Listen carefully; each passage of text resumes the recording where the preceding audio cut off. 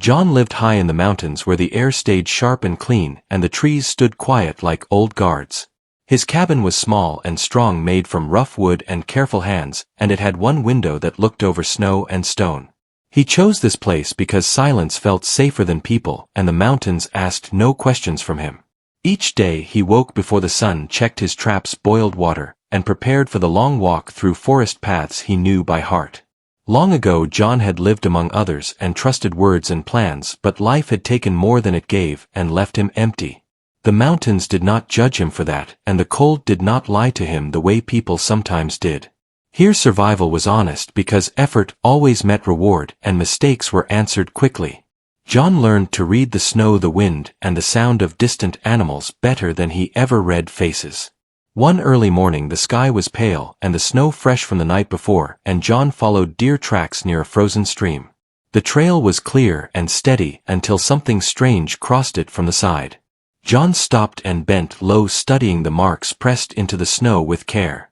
They were small and narrow and shaped like human feet with no boots and no shoes. His breath slowed because no child should be barefoot in these mountains. The prints moved fast and light, almost playful, and then turned uphill toward the rocks. John stood still, listening to the forest, which had gone very quiet.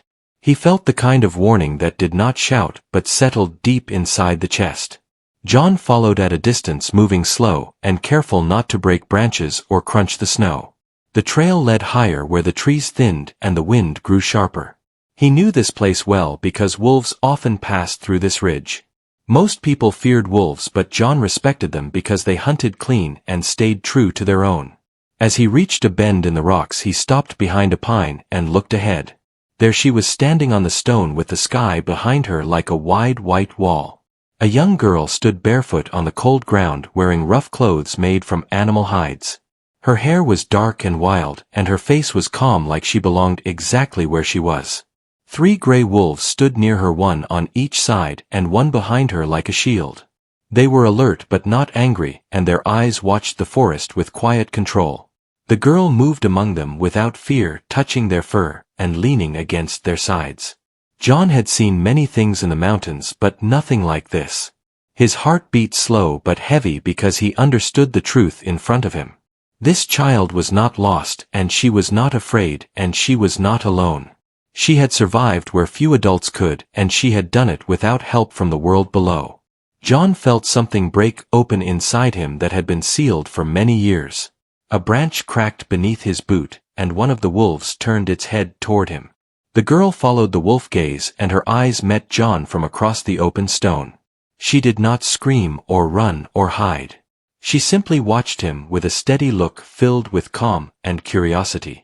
John raised his hands slowly to show he carried no threat and stayed where he was. The wolves shifted slightly but did not move forward. The girl tilted her head, studying him like she studied animals, weather, and stone. After a long moment she turned away from him and walked with the wolves toward the ridge. John did not follow further because something told him the moment was not meant to go farther. He stood there long after they disappeared, listening to the wind and the beating of his own heart. The mountains felt different now, like a secret had been spoken aloud. John returned to his cabin carrying more than firewood and game that day. That night he sat near the fire and stared into the flames, thinking of the girl. Questions filled his mind, but none had answers that made sense.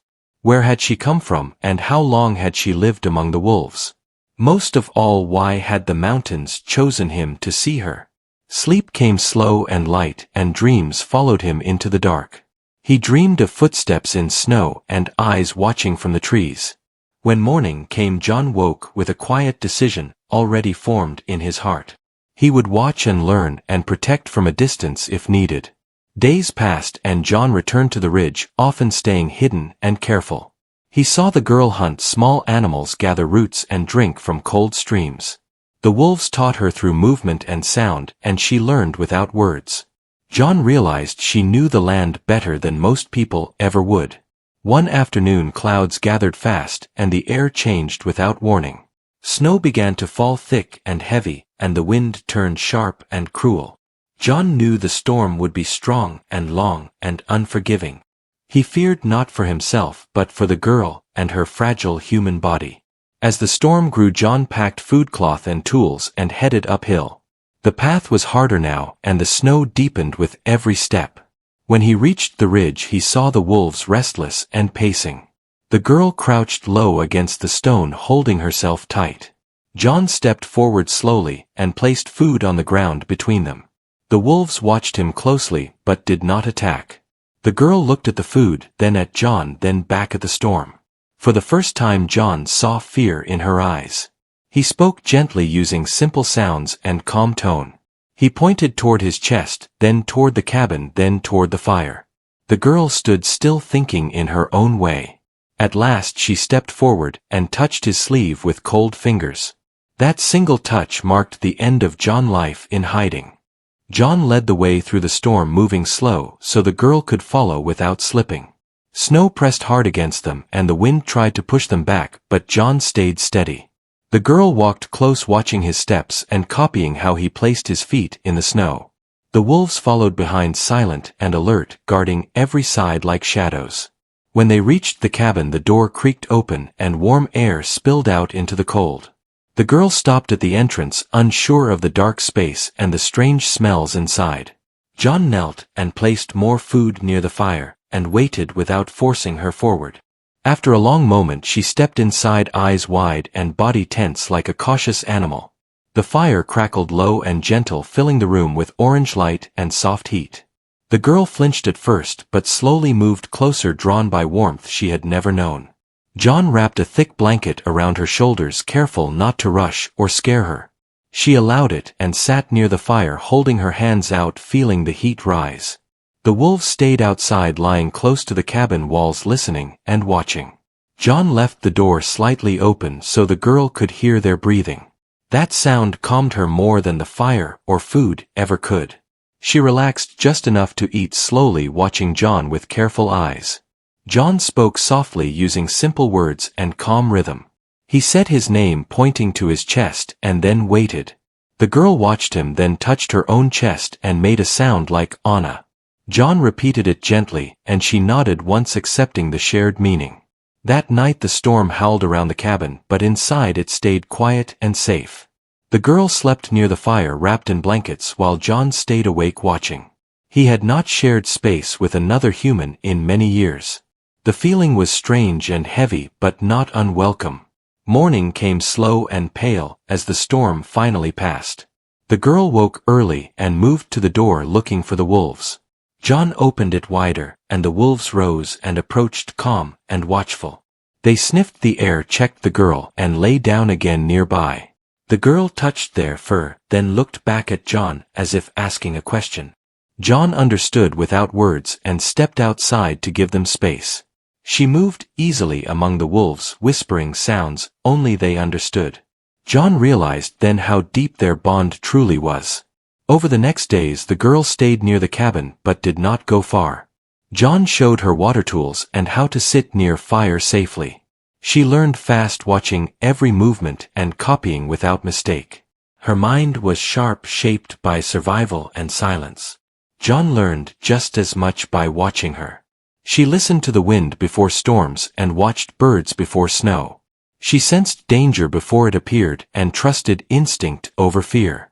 The mountains had raised her like one of their own. John tried teaching her words slowly with patience. He pointed to objects and spoke their names clearly and calmly. She repeated some sounds, awkward at first, then stronger with time. Her voice was soft and used but full of effort and focus.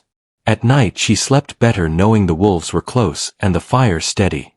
John slept lighter than he used to, listening for any sound.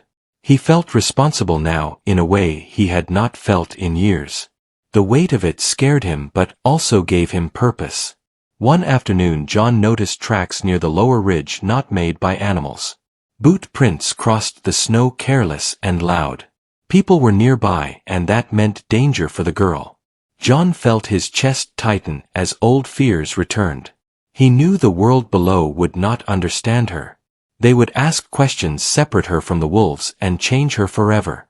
John stood outside the cabin thinking hard while the girl watched from the doorway. She sensed his worry and stayed close, touching his sleeve lightly. John knelt and looked into her eyes, choosing his words with care. He spoke slowly, pointing between them and then toward the valley far below. She did not understand everything but felt the meaning in his tone. Her face showed confusion and a hint of fear. The wolves growled low, sensing the tension in the air. John placed a hand on the ground, calming them with presence alone. He knew time was moving and choices had to be made soon. The mountain had hidden her long enough, but not forever. That night John packed supplies quietly while the girl watched. He knew the path ahead would change both of their lives. He did not know where it would lead, but he knew he could not turn away. The mountain man who hid from the world was no longer alone. John woke before sunrise with the feeling that the mountains were holding their breath. The air felt tight and the forest stayed quiet in a way that meant change was coming. He stepped outside and studied the valley below, knowing people were moving closer each day. The girl stood in the doorway watching him with eyes that noticed everything. John knew he could not stay hidden anymore, and neither could she. The mountains had protected them, but the world below was reaching upward. He decided to teach her more, not just survival but choice. She deserved to understand what lay beyond the trees and stone. That morning John showed her a map drawn rough on old paper. He pointed to the cabin, the ridge, and the long path down. He spoke slowly, explaining that other people lived there. She listened quietly, touching the paper like it was alive. The girl made sounds that were questions, though the words were not clear yet. John answered with calm voice and simple meaning. He told her people could help but could also hurt without meaning to. She watched his face closely, learning emotion through expression.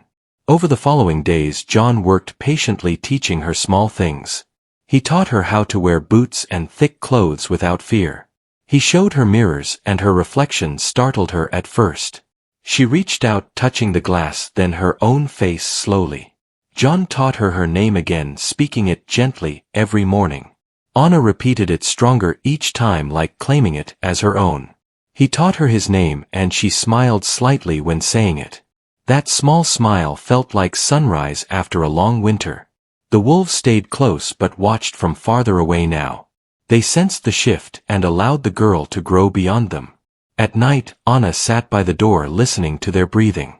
John never closed the door, fully knowing that sound was her comfort. One afternoon, a distant echo of voices reached the mountain. Anna stiffened instantly, her body reacting before thought. The wolves rose, alert, eyes fixed toward the lower path. John felt the moment arrive like a heavy stone in his chest. He knelt beside Anna and placed his hand over his heart. He told her change was coming and she needed to trust him. She looked between John and the wolves, torn in silence. Her breath came faster, but she did not run. John led her to a high overlook where the valley spread wide. He showed her smoke from distant homes and lines of roads. Anna stared long and quiet, processing a world she never knew. The wind lifted her hair and carried the scent of people upward. She made a soft sound, not fear but sadness. John understood she felt the pull between two lives. He placed a blanket around her shoulders, grounding her in warmth. The wolves howled once behind them, deep and low. That night, Anna did not sleep easily. She paced the cabin, then sat near the fire, restless. John stayed awake too, watching shadows move across the walls. Both of them knew the morning would change everything. At first light, John packed what little they could carry. Food, tools, warm clothes, and the old map. Anna helped, copying his movements carefully. The wolves watched silently from the trees. Before leaving, Anna stepped outside and stood among the wolves. She touched each one, pressing her forehead to theirs. No tears fell, but the air felt heavy with meaning. The wolves accepted the moment without sound. John waited, giving her the time she needed. When she turned back to him, her face was calm but strong. She took his hand willingly and held it tight. That choice mattered more than any word. They began the walk down the mountain together. Anna moved slower now, adjusting to boots and packed trails. John stayed beside her, steady and patient.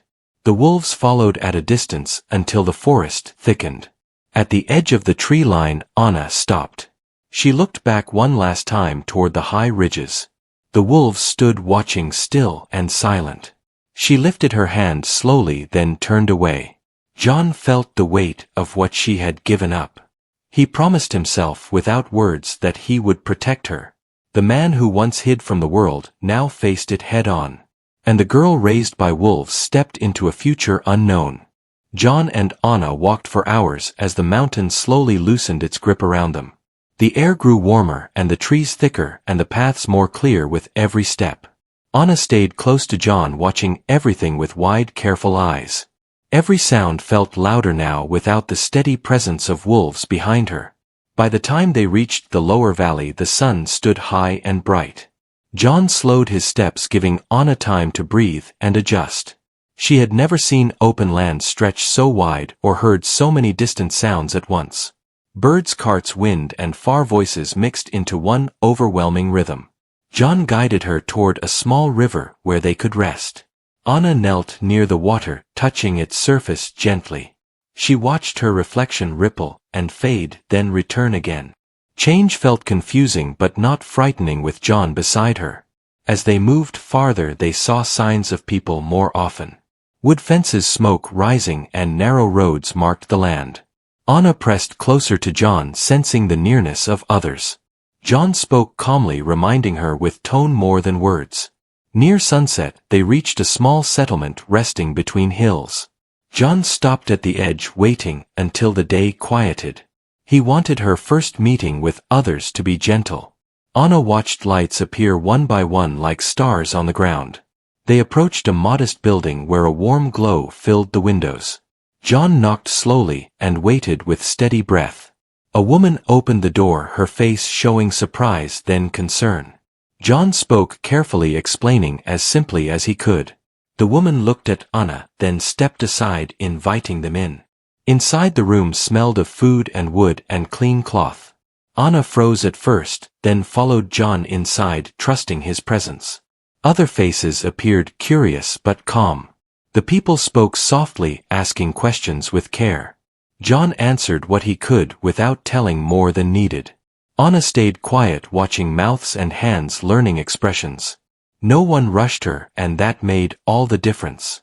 Over the next days, Anna stayed in a quiet room nearby. John never left her side, even when others offered help. He watched her learn to sit at tables and hold cups. She learned fast, just as she always had.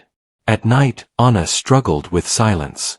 The sounds of wolves were gone, replaced by distant human noise. John stayed awake with her, speaking softly and steady. He promised she was not alone anymore. Slowly, Anna began to sleep longer. She learned new words every day and used them carefully. People learned to speak slower around her with patience. Trust grew like roots reaching into new soil. John faced his own changes quietly. He spoke with people again after years of silence. Old fears surfaced but did not control him anymore. Protecting Anna gave him strength he thought he had lost. One morning, Anna walked outside alone for the first time. John watched from a distance, ready but not interfering. She touched flowers, grass, and stone, learning gentle beauty. Her smile came easier now and stayed longer. A few weeks later, John and Anna returned to the edge of the forest. Anna stood still, listening deeply to the wind.